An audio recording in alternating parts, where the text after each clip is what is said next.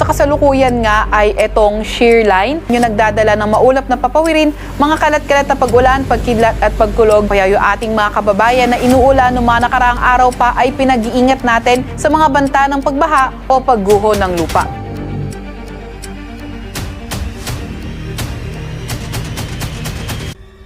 Manatiling may kaalaman at manatiling ligtas sa pamamagitan ng pagbisita sa aming YouTube channel para sa mga real-time na ulat panahon sa ating bansa. Laging tandaan, maging alerto at iba yung pag-iingat sa banta ng ulan, baha at pagguho ng lupa. Ngayon, oras na para marinig mula sa ekspertong meteorologist. Bibigyan tayo ng malalim na pagsusuri sa lagay ng panahon at ipapaliwanag ang anumang mahalagang kaganapan sa ating panahon ngayon o sa mga darating pang araw.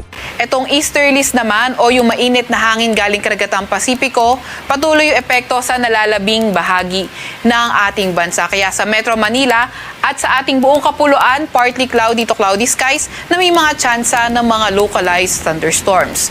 Wala pa rin tayong nakataas na gale warning sa kahit na anong baybayin ng ating bansa.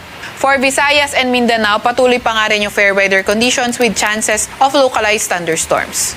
Para naman sa lagay ng ating panahon sa Metro Manila at sa nalalabing bahagi ng Luzon, so inasahan natin tong shear line, posibleng dumami yung areas na maapektuhan niya, kaya may mga kalat-kalat na pag-ulan, pagkidlat, pagkulog tayo, Cordillera Administrative Region, sa may Cagayan Valley, pati na rin sa may Aurora area. Kaya yung ating mga kababayan na inuulan ng mga nakaraang araw pa ay pinag-iingat natin sa mga banta ng pagbaha o pagguho ng lupa. Ngayon, malalaman naman natin ang lagay ng panahon sa mga susunod o darating pang araw. Bago mo ipagpatuloy, huwag kalimutang mag-subscribe at pindutin ang notification bell para lagi kang updated sa ulat panahon sa ating bansa. Huwag mo ring kalimutang ibahagi ang video na ito para makatulong o malaman ng iba pang kababayan natin ang lagay ng panahon sa ating bansa. Para naman sa 3-day weather outlook ng mga pangunahing syudad natin, so may kita natin sa may Visayas area, wala pa rin tayong nakikitang weather system na posibleng magdala ng mga pangmalawakang pag-ulan sa area na ito, kaya mga chances na nga lang ng mga localized thunderstorms yung dapat nating pag-ingatan.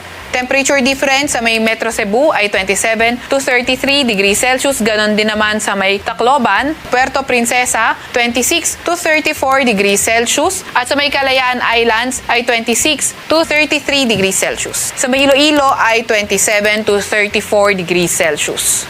Sa may silangang bahagi ng Northern Luzon, mag-ingat pa rin dahil by Friday, posible yung mga kalat-kalat pa rin ng mga pag-ulan, pagkidlat, pagkulog dahil sa shear line.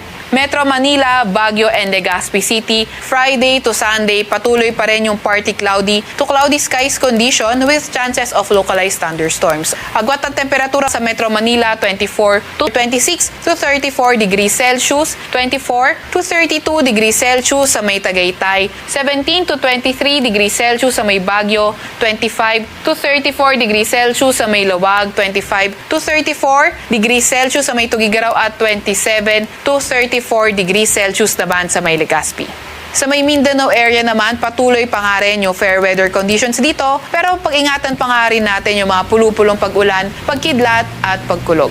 Agwat ang temperatura sa may Zamboanga naman at Davao ay 26 to 33 degrees Celsius at sa may Cagayan de Oro, 26 to 33 degrees Celsius. Yan muna ang ating weather update ngayon. Sana ay nakita ninyo ang broadcast na ito na nagbibigay kaalaman at kapaki-pakinabang. Maraming salamat sa DOST Pag-asa sa pagbabahagi ng kanilang mahalagang insight o ulat panahon. Samahan kami sa susunod para sa higit pang mga weather update sa ating bansa at manatiling nakatutok sa weather update ng bansa at huwag kalimutan i-share at mag-subscribe na rin. Mabuhay ang Pilipinas!